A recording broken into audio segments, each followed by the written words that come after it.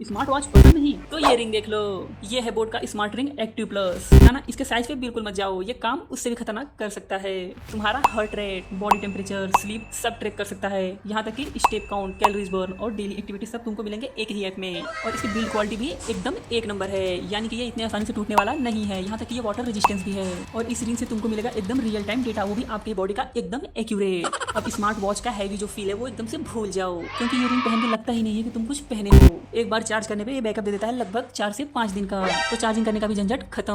इस रिंग की सबसे खतरनाक बात ये है कि चूंकि ये आपके फोन से कनेक्ट होता है, तो आप इसको सेक करके अपने फोन से फोटो क्लिक कर सकते हो। ऐसे स्मार्ट और चीप गैजेट के लिए हमें फॉलो करें गैजेट ही गैजेट।